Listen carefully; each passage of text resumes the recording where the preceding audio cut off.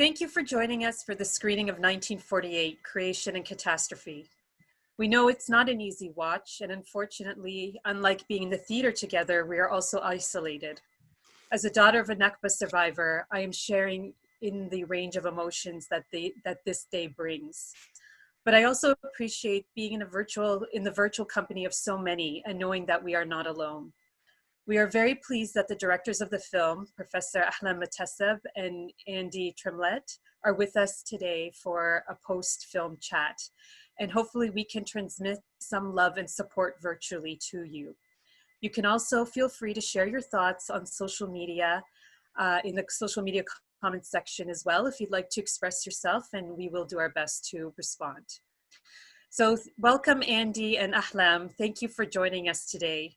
Ahlam, it's so great to see you again, and we loved having you with us at TPFF for the premiere of the film in Canada. And Andy, it's so great to meet you. Nice to meet you. Thanks for having us. Thank you for inviting us, and I miss those days. Hopefully we will be able to relive them someday soon. I hope so. So I wanted just to start, there's a really, the coming together of this film is really interesting. And I wanted just to start about, the two of you. And Ahlam, you're a professor of media studies, and Andy, you are a filmmaker. So I'm very curious to know about how the two of you came to collaborate on a film about the Nakba. Okay, I'll start and then I will give it to Andy. First, thank you so much, Naji and Dania, and the rest of the Toronto Palestine Film Festival for hosting us and for screening the film for the second time. That's amazing, and we really appreciate it. And I know you're going to do the land acknowledgement, so I will leave that for you. But I want to say to the audience also, Ramadan Kareem, Ramadan Mubarak to all the people who observe it, especially Andy. And I will start by talking about probably my research. This is how it all started with me, way before I met Andy, when I was a grad student. And I'm not a refugee myself, but my husband is a refugee. At that time in grad school, we were engaged, we met and we fell in love and we got engaged. So I started listening to his stories and his parents' stories, and then it became actually a reality for me, because when we wanted to get married, there was no place for us to live, because I'm from Palestine, from Al-Khalil, and his family are originally from Nasra, Nazareth. And so he, as a refugee, he could never be allowed to go back to Palestine. I was a student on a Fulbright scholarship, and I could never go and live with him in Syria. We didn't have a mutual place really to live on at that time because of his status as a refugee. And so this is when I became very, very interested in the in Nakba at a deeper, level, and also as a scholar, as a researcher, like how certain areas of researching it. So I started also becoming very interested in the narratives of Shatat or Nakba or diaspora, etc. So I wrote a proposal when I was a PhD student, but I did not act on it until 2006, when I was actually assistant professor at Cal State San Bernardino. And I wanted to go to the refugee camps, especially Lebanon and Syria, because this is where the most marginalized refugees lived, and to do research on the narratives of Nakba intergenerationally, and how they impacted the creation and maintenance of a collective identity in Shatat or in diaspora. And I wanted to make a small-scale film as kind of like educational tool that could be like a classroom resource used in certain classes, like communication classes, media classes, etc. So that's the whole thing started here. And I went in 2006, and I chose Lebanon as my focus, but I did also work in Syria in a Yarmouk refugee camp, because before it was totally destroyed. And then Israel invaded Lebanon in 2006, so my work was interrupted. I did probably 1 week only of work in Lebanon and a few days in Syria. And I had to come back to the United States. So I took more grants in 2008 and decided to go back and continue my work. but I met Andy in 2007, and we chatted briefly. Then we we worked on a project that he was interested in doing about the invasion, actually, of Lebanon. When he heard about me going back to Lebanon to work, he approached me and he convinced me to change my focus in terms of the film, to make it more about the 1948 year or the surrounding events as well, and to make it more of a historical narrative, which was a challenge for me at that time. But for the reasons that Andy is going to explain now, he convinced me, and I thought this was a very worthy project actually to take on and team up with him and work on focusing on the year 1948 while doing my research. I still did my research part, and I'm still working on that part. So Andy. So I got my master's degree in Middle East Studies, and throughout graduate school, I of course studied this conflict repeatedly. But quite frankly, before until I graduated, I didn't really truly understand the conflict. I got, I knew the facts and the dates and the people and the places and all that, but I didn't get it until after I graduated and I started looking into the year 1948. And once I really understood 1948, that's when everything clicked for me. Like I understood, the home demolitions and the building of the wall, and everything about it started to click. It started to make sense for me once I looked at it through the lens of 1948. And I realized that, like, if I had gone through an entire master's program and still couldn't wrap my head around this, how is an average American watching, CNN or Fox News ever going to make any sense of this thing? And so I decided somebody needed to make a documentary about it, and apparently that was us. You have to be careful what you wish for. Yeah. No, we didn't expect to work on it for we thought probably like a couple of years. Yeah, when I started, I said, this is going to be the biggest project I've ever done in my life. Like, I'm not going to be done until late next year. And 10 years later, I had succeeded. Yeah. And, just on that note, I really strongly encourage viewers to visit the website 1948movie.com. Because it is a very unique website. I haven't seen one like that for any other film that we have screened at TPFF. And it's unique in the sense that there's a tab, a research tab on the website that outlines a very long list of resources and academic references.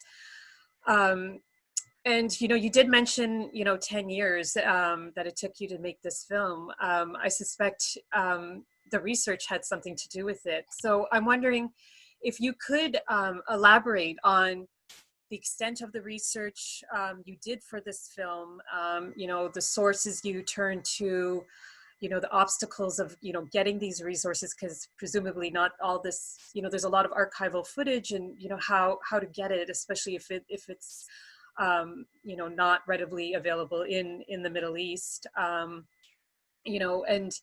what made you, then, create this research tab on your website, and why did you decide to, do that and make that some of that research accessible? You want me to take that, and you can? You can start, and I. Cool. So yeah, just to run through the numbers real quick.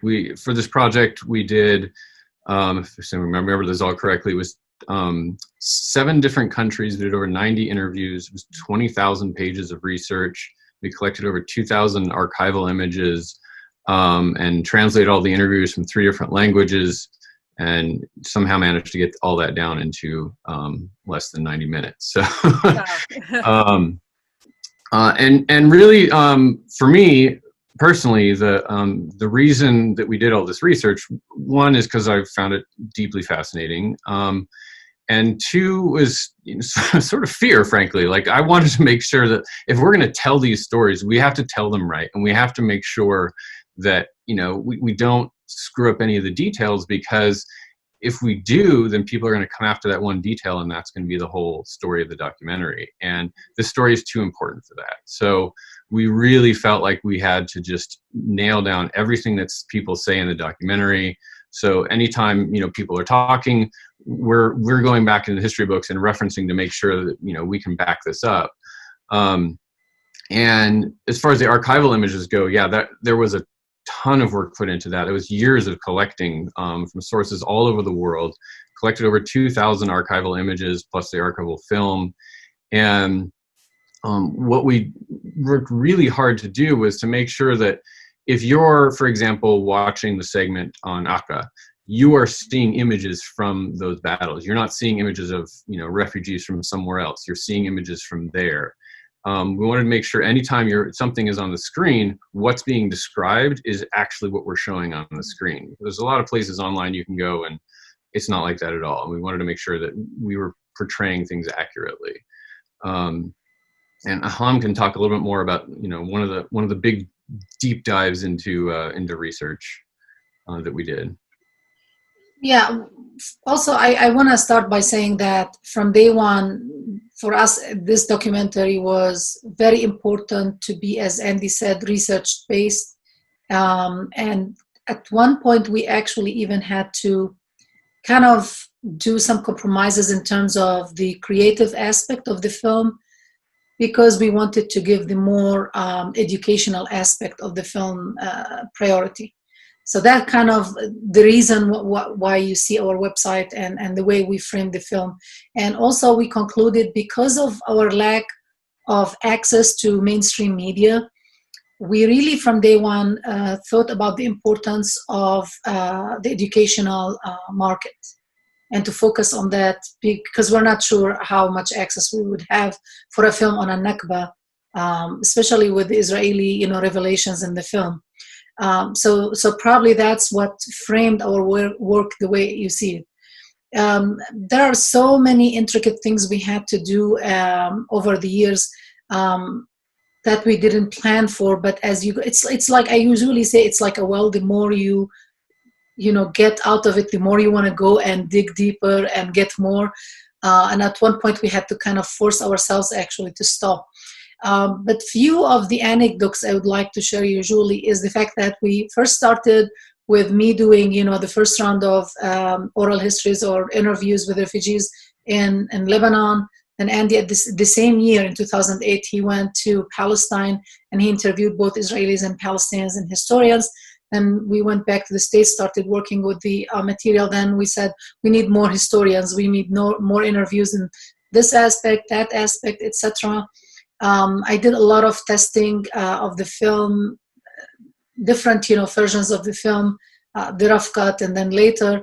And we got a lot of feedback. And for example, at one point, I showed it to my cousin, part of it to my cousin before we even have the rough cut, who works actually in media. He works with Jazeera documentaries, and he said, "You need a British soldier, if you could." And it was like, oh, okay. So Andy was able to locate the soldier in the film Green, and it was really a very complicated process to get his interview. We tried also to get some of his original photographs of Palestine. That ended up impossible because of his memory and not, you know, like he tried to cooperate, but he couldn't. We also, I think the massive work that we did at one point was around the Deir Yassin story more than any other stories, because of its nature. It's the most controversial story, and of course, it's not the most notorious massacre that the Zionists did in Palestine, but it's the most notorious one because of how it was employed by the Zionists to instill fear in the Palestinian psyche and facilitate, you know, forced immigration or expulsion. So we, up until 2014, we didn't have any interviews actually, or any interviews on Deir Yassin or even material. I mean, we didn't have a section, and we thought we would just narrate Deir Yassin and its significance, etc. But when Gaza happened, I went to the demonstrations every week and everywhere. You know, like I would go to LA, San Diego, Riverside, And every week in San Diego, it was interesting to see this old man, who would come with his wife. They were elderly and they looked fragile.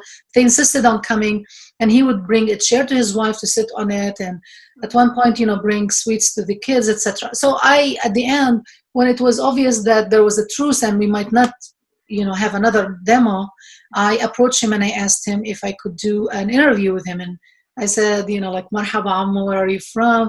He said, and I introduced myself. He said, I'm from Deir Yassin. I was like, wow. You are from Deir Yassin? And he said, yes, there's only one Deir Yassin.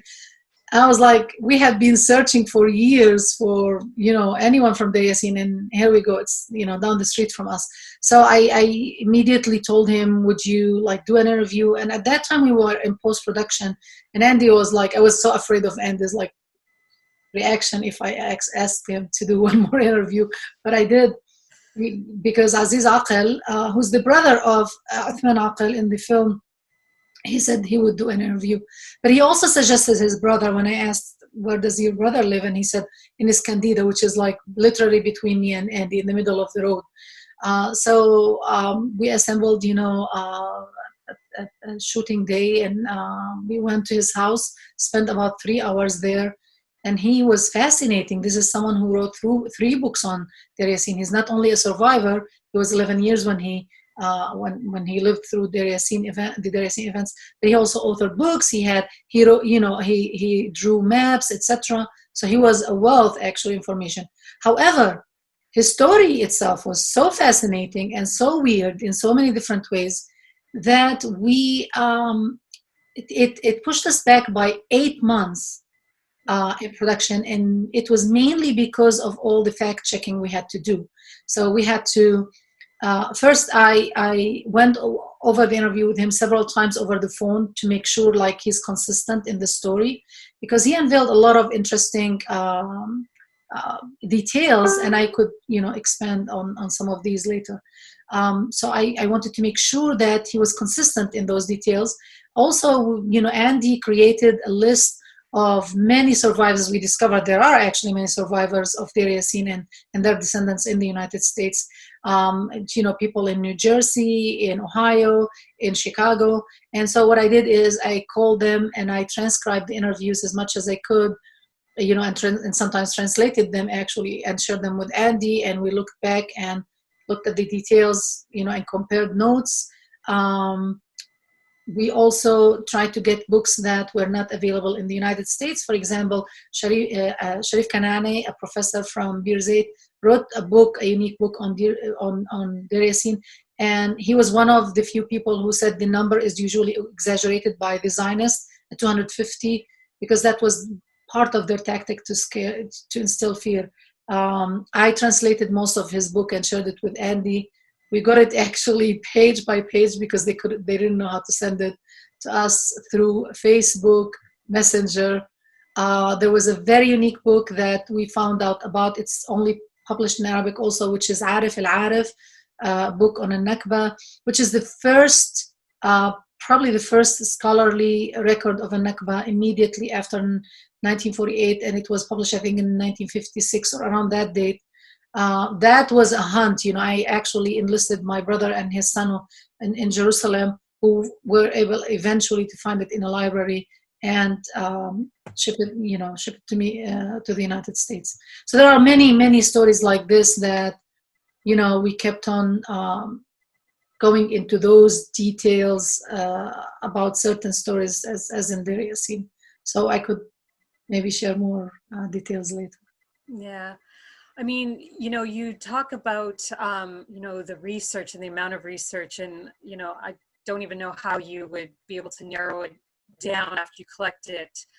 But the one thing that is, really powerful about the film is that, despite having all this, documents and archive materials, the movie, and I think probably one of the strengths of the movie is that it is a collection of oral histories.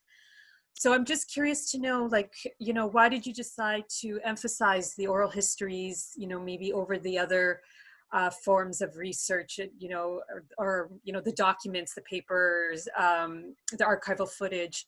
And why do you feel that, you know, oral histories is such an important research tool that should be emphasized? Indeed, you mean?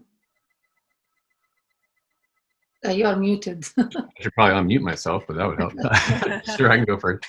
So for me, you know, when I was making this documentary, obviously I had the academic community in mind. You know, I know a lot of people who are activists in Ahlam as well, connected to that community.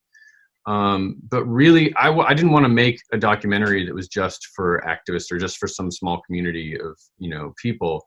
I wanted to make a film really for my neighbor, like my neighbor across the street. I wanted, you know, he's just a regular American guy, has, you know, passing knowledge of the conflict from the newspaper, and that's about it. And but you know, he's not super involved, but he's interested and intelligent, and just like a large number of people in America. And so I wanted to make a documentary that could speak to that kind of person, and obviously backed up by the academics and all that.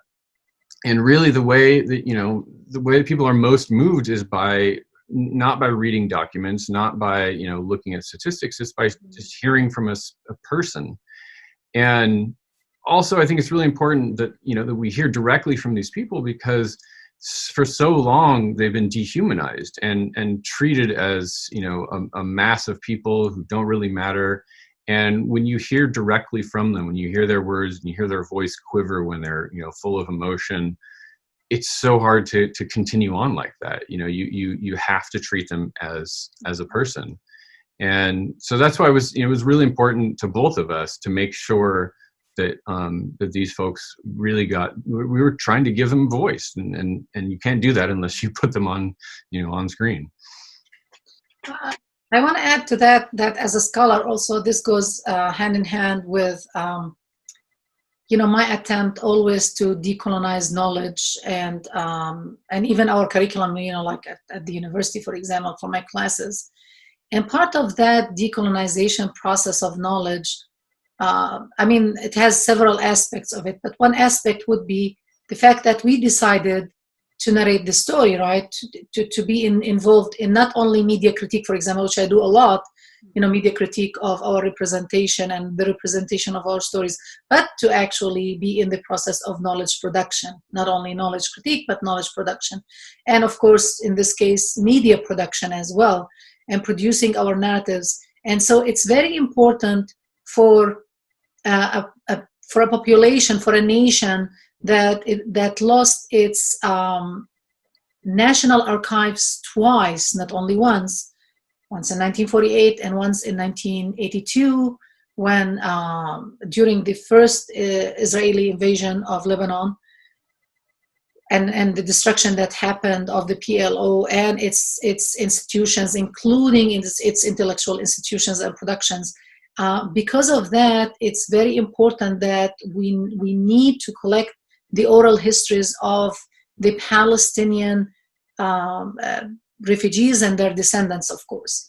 And this is a huge process. We did only one tiny part of it, but it's that aspect, the oral history. Actually, you could probably generalize this to all indigenous populations or nations around the world, that usually the history is written from the colonial perspective, and it's very important always to go back and check with the indigenous populations. But we also included the Israeli stories because we wanted to show an average American audience, like Andy said, you know, that this is not only you could actually incorporate it even from the stories that the Israelis narrate themselves. And it was very obvious that they did not necessarily even negate the Palestinians. On the contrary, they added an element of cruelty and, how can I say it, kind of intentionality actually in the process of the ethnic expulsion of the Palestinians. Mm-hmm. Yeah, and you know, this is, you know, something that you know, I was wondering about when I watched the film, was the Israeli subjects, and was it, you know, always intended that Israeli subjects would be, you know, part of the film, or did that decision happen after you started doing research and started discovering these that, discovering these subjects, and, how did you find them? And what were their reactions when you asked them to speak on the matter? It's a good question. It was, I'll start with, did we always intend to have them? And yeah, I think, if I'm trying to convince my neighbor, going back to my neighbor, Yeah. I'm not going to be able to convince him by only showing people from one side of the story. It's not going to happen. That's the first thing he would point out is where is the other side? And I'm also personally interested in those stories. I want to understand, like, what were you thinking? What was going on? Like, they went through some really horrible, traumatic times as well. And so I just, I find that really interesting to understand what, human beings go through.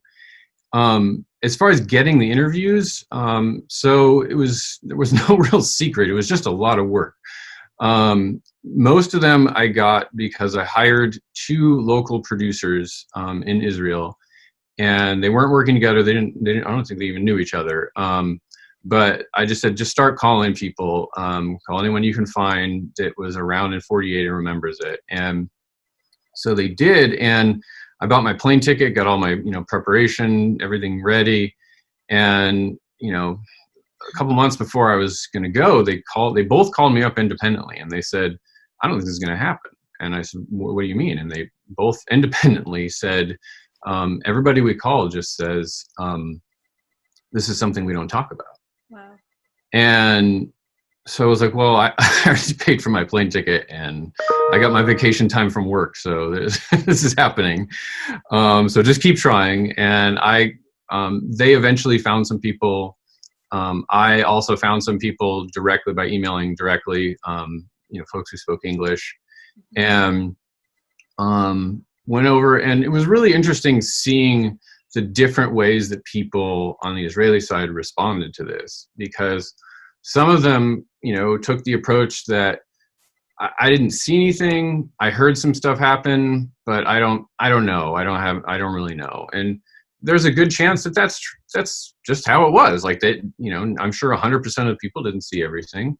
I would not be surprised if some of them were just saying that because they've either convinced themselves that was what happened, or, they just don't want to talk about it, like most people were saying.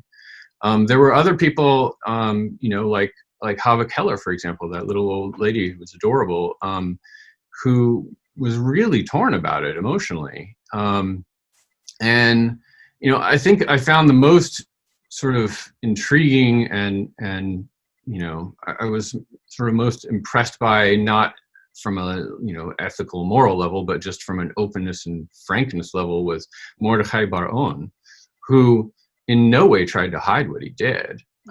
He seemed perfectly content to have done what he did, but he was, at least from what I could tell, completely forthright and open and honest, and explained step by step how they would push people out of a village. Early in the war, he said we would go in and we would fire a few mortar rounds, and we'd move in with machine gun fire, and then by the time we got to the village, nobody was even there because there was no one to defend them. Mm-hmm. So just hearing him say that, I think, is incredibly powerful, because you can have 100 Palestinians say I was chased out of a village, but if you have an Israeli say I did the chasing, it's so much more powerful, and you can't really refute that. Mm-hmm. I want to add that just because this is a very intricate and sensitive actually topic, because some people took it as we are putting Palestinians and Israelis at the same moral equivalency, and we're not. That's absolutely not, because the stories are clear. I mean, you can't really put the victim and the victimizer at the same level of moral authority, or at least ethical equivalency. But at the same time, to link this to Andy's whole point is, we wanted the film from day one to be targeted at an American average audience. So of course that makes a difference in your approach. You want people to listen to you. You don't want to make another film, an activist film, that activists like you see it and it's done, it's on the shelf, and again, how do you penetrate knowledge production, the media landscape? You have to be smart about it. And so this also was taking the narrative that the average American audience normalized to. They are normalized to listening and knowing by heart the Holocaust story, the survival story of the Jews, etc. This is what they are normalized to. So you take it and then you build from there to shatter that kind of story that, well, there is more to that story. And it was at the expense of those indigenous Palestinians who were basically ethnically, pushed out or expelled from their indigenous homeland.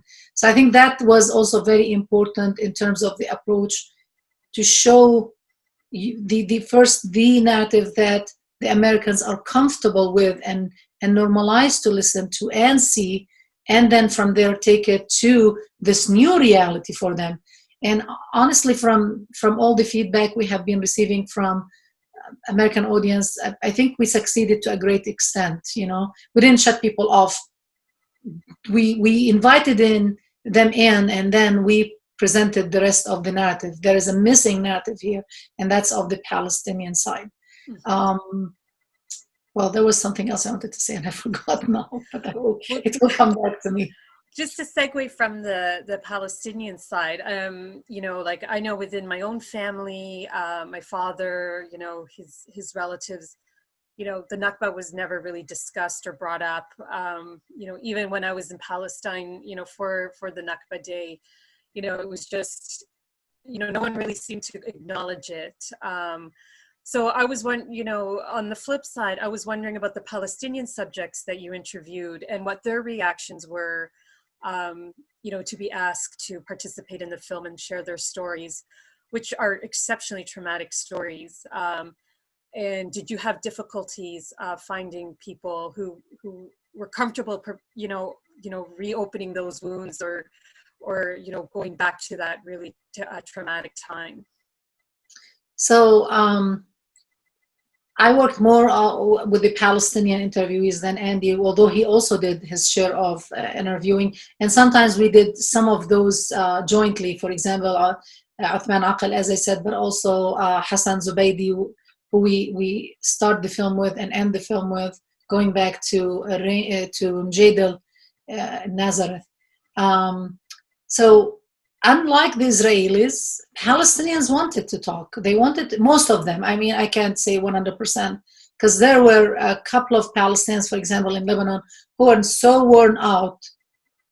They were even aggressive in telling me, like, what's the point? I've talked to so many people before. They made films, and where is this going? But the majority of them still wanted to talk, and they still had hope for someone to take their voice. Like, they were so frustrated that their narrative was missing from the West in general, not only American, but the Western psyche, like they felt nobody cared about them. The Israelis managed or succeeded in, overwhelming the media landscape with their own narrative, and framing even of Palestinians themselves. So they were frustrated and they wanted to break through that, So I don't know, what do you think, Andy, from your own interviews? That's how I felt about most of the Palestinian interviewees I talked to. Yeah, I would definitely say that it was much easier to get people to open up and to talk because they wanted this story out. They wanted to share their story because it hadn't been shared before to the extent that, most Americans knew about it. I would say that, one thing that I really benefited from personally when interviewing the Israelis, and I don't know if I'm not sure if this played a factor as much in interviewing Palestinians, but when I was interviewing Israelis, I am a boring white guy from California. Like, I don't look like I'm involved in the conflict, and I didn't ask aggressive questions. I just prompted people to speak, and then, would follow up if I needed, but I never, I didn't accuse them of anything or anything like that.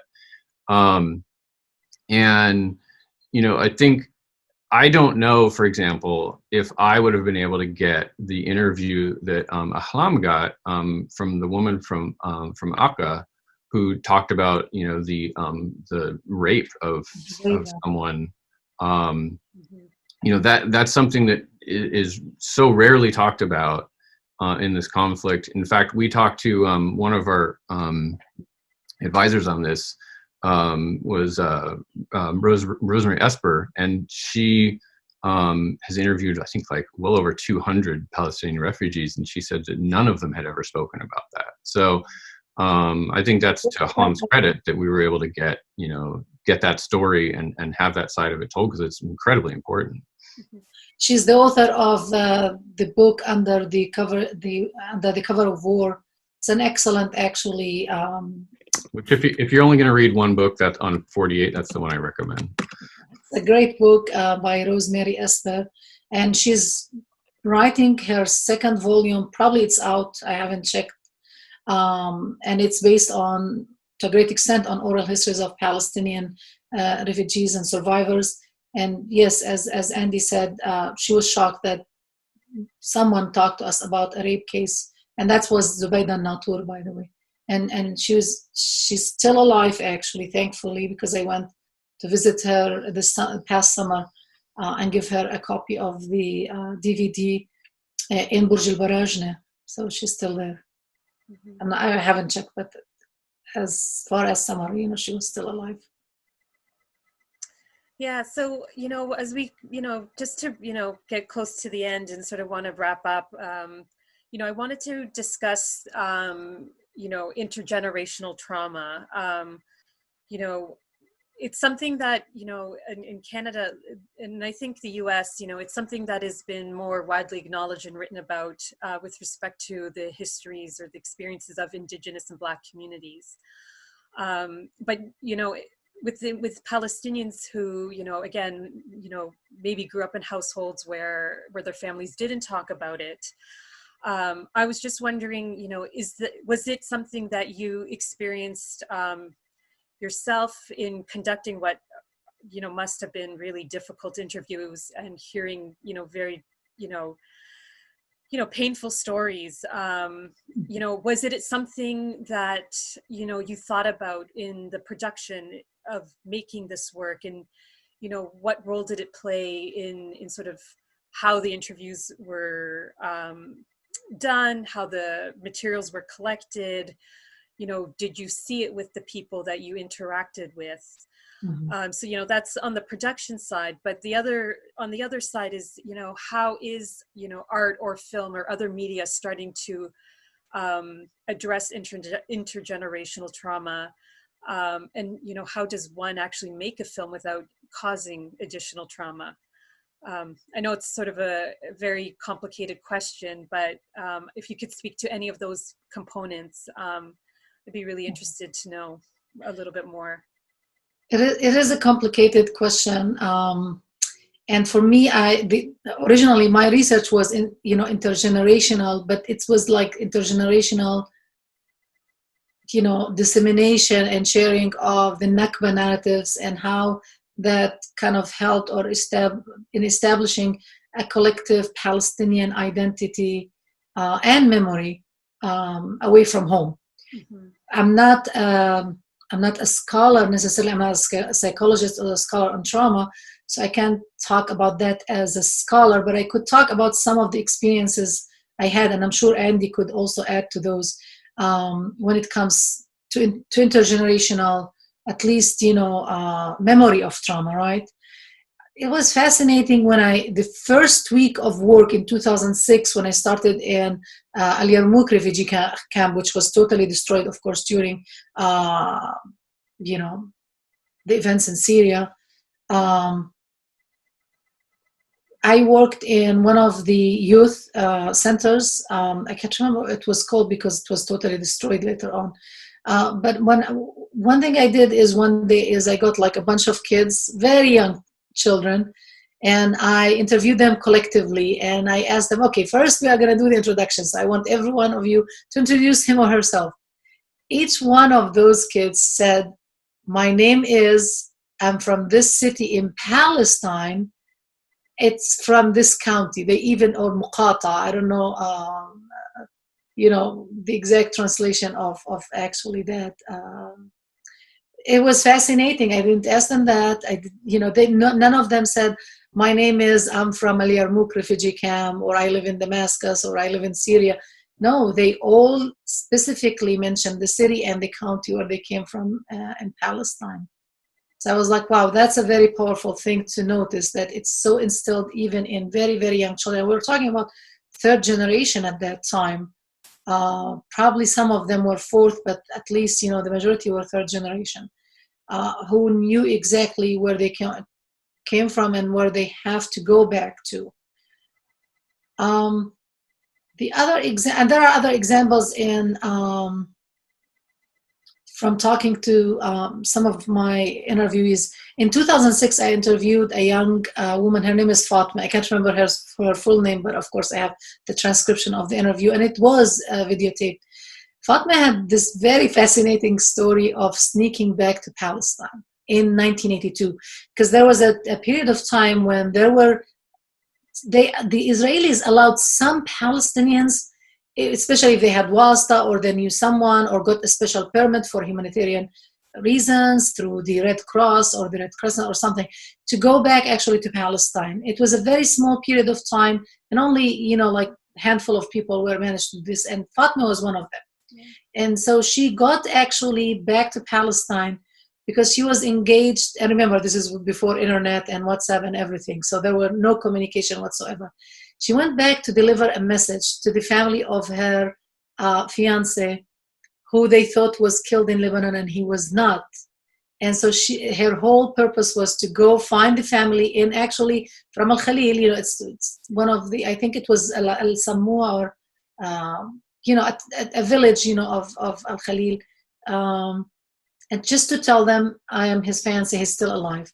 And the description is so beautiful of her going back to Palestine for the first time, although she has never been there, and she heard all the stories from her parents basically, but she was still able to have this very strong affinity and connection to the land, to the trees, to the mountains. So she talks about the first mountain, the first tree, the first stone, etc. It was very powerful. And lastly, I'm sorry, that's going to be the last thing. It's worth mentioning in terms of trauma that another, fellow filmmaker, who's also a woman, Palestinian, her name is Hala Jibril. She's doing a fascinating film that should come out anytime now. I think she even submitted to Sundance, her rough cut. It's One Night in Tantura. It's about one of the most, of course, terrible massacres were actually in Tantura. It was actually probably in certain aspects worse than Deir Yassin. And it traumatized her so much. Her parents did not want to talk about it, like, your family, especially her father, although her father was actually a survivor of a potential killing. I mean, he almost got killed and survived, but he witnessed horrendous, killings, including, burying people alive or burning them, or, other terrible things that she discusses in her upcoming film. And when she learned about that years later, when she was an adult, that was very traumatizing for her. And I think she was very upset also in a way. She was traumatized also by the fact that she didn't know about this early on, and she had to probe her father over and over until she was able to get that out. Sorry. Wow. I'll be sure to look out for that film when it comes out. It sounds really powerful. And then I'll just add to that. In making this documentary, one of the realizations I had was that you really can't make a documentary like this without causing further trauma to the people you're interviewing. It's not possible. And so what you have to do basically is just, accept that and make sure that you make the documentary and you make it really good and you make it worth that. That's the only way you can go about it, because it's just too traumatic to bring this up. You're sitting with them for an hour, but after that they have to live with all those stories again. So, and I don't think there's any other way to do it, frankly. And sadly, as far as intergenerational trauma, I don't have a whole lot to say on the subject, but there are a couple of documentaries that have covered that I've seen the last year. One is a Frontline documentary. Full disclosure, I work at a PBS station, but it's called The Last Survivors, and it's about the last survivors of the Holocaust. But it talks a lot about their descendants and what they've dealt with. So it's really fascinating. And there's another one. It's a newer documentary about a woman who's going back to find her ancestral home in modern day Turkey when she's an Armenian, and it's called 100 Years from Home.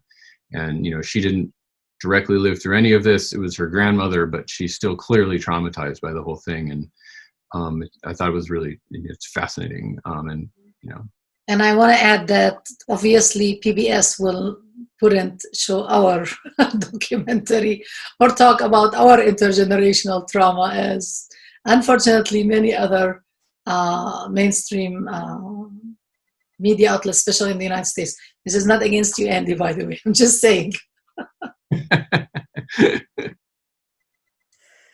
Yeah, I mean, I haven't seen this film on the CBC either. So, I don't think Canada is actually much better when it comes to, talking about Palestinian narratives. I've never seen the Nakba covered, in mainstream media, which is one of the main reasons why TPFF started an annual commemoration event. Mm-hmm. So, we could get together and share those stories. So we're definitely not relying on mainstream media to do that work. It's funny that your Turdo practices what we call here in the United States progressive on all except Palestine. Yes. So like it could be progressive on so many different issues, but when it comes, he's the most Zionist actually among probably all other leaders of the world. Yeah, our track record, for most of the parties, whether liberal or conservative, hasn't been very good. So, yeah, I think this is why, as a community, the importance of TPFF, is taking control, taking agency, and creating those spaces where we can get those narratives out, thanks to films like yours. That allows us to gather, as a community to experience those, those narratives. And we no longer have to wait for mainstream media or politicians or anyone else to do that for us. And I think that is part of the power that we can reclaim through art. So I would say, just to add to that, thanks to organizations like yours and spreading the word about this project, we've been able to get this documentary on Canopy, which is the streaming service for universities. So people are seeing it in universities all over the world. It's on streaming services, and we were actually we were supposed to, what was that, today or tomorrow? We were supposed to be in Congress doing a screening of this film in Congress. So that got postponed, obviously, but that will happen. But because of all the support we've received from your organization and from organizations around the world, we're able to spread the message about this. So thank you very much. Oh, thank you. That's great to hear. So just, just as the final note, one of the things that I did some reading about the film, back in the day when we were programming for TPFF and in preparation with our conversation today. And, you talked about the extensive research, and, sort of one common theme was there needs to be a part 2 to this film. Are there any future plans for, to cover some of the other amazing, important and, untold stories that you were able to uncover but not be able to include? Or are you guys working on other facets of the Palestinian narrative? Andy is on vacation now. For me, we are doing. This is a huge amount of work. I mean, this project is gonna probably stay with us forever. For now, of course, funding is a very important issue, and both of us are, we have full-time jobs doing something else. I'm a professor, and he's a producer. So what we want to do is at least to have our website as a clearinghouse for a lot of the information that we couldn't include in the documentary, because this is very crucial. So we started this project, but we were limited by funding. We hired a bilingual professional editor who started editing, I think, 12 or 14 of our interviews, raw interviews. And by editing, I'm not saying changing anything in the interview itself as much as just cutting, the fluff at the beginning and the end, and putting the subtitles over the interviews, with the time codes and everything. Those are ready, and hopefully at one point we will start actually posting those to our website, and, basically unedited interviews. I mean, the editing, as I said, is just putting the captions or the translations. And we also, we have some extras that we could also, like short videos could share. At one point we wanted to do interactive maps, and we started thinking, but it's, as I said, it's a lot of work. We're both busy, and it's, we don't have funding really to hire people to help us with that.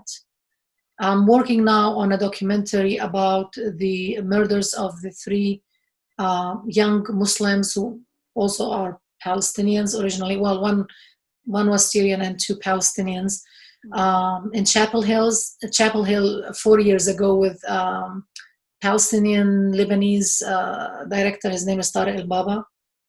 And we are almost in post-production now. So that's what I'm working on right now. The other thing I would say is, we frequently get emails or calls from people who are working on documentaries about Palestine or other subjects, and we're more than happy to share knowledge, give advice. I mean, we can share our research, and help guide people through to hopefully not make all the same mistakes that we've made. But yeah, so I don't have an education in film. I have a master's in Middle East studies. Mm-hmm. I've learned all this just by doing it, and by learning from smart people who are willing to share their time and mentor me. And so I'm more than happy to pass on that knowledge if anybody's interested in figuring out how to do this for themselves. That's amazing. Well, I wanted to thank you both for taking some time to, talk with us about the film and let us, debrief about the content, the people that were part of this film. I think, it's very hard to kind of watch something, this heavy and then just walk away. So having this opportunity to explore, this film further with the 2 of you has been a real pleasure, and really appreciated, especially during our time of Zoom overload. So thank you to you both. For people who are interested in, watching the film again, or, getting their family and friends to watch the film with them again, please go to the website 1948movie.com. You can rent the movie there or organize educational screenings through that website, but also check the Toronto Public Library, other library systems, university libraries, because I've noticed that the film does appear in quite a few libraries here in the Toronto area. So definitely check it out, and you continue to use it as an educational tool, and a tool to that we can use to commemorate. And I also want to remind people again to please join us on Sunday, May 17th at 4 p.m. on tpff.ca, or our Facebook Live, where we will be streaming the play Taha by Amra Halehel. It is an exceptionally powerful powerful play about the Palestinian poet Taha Muhammad Ali. We put the production on in 2018 to rave reviews, and it has gotten rave reviews globally. So if you can check it out, I highly recommend you do that.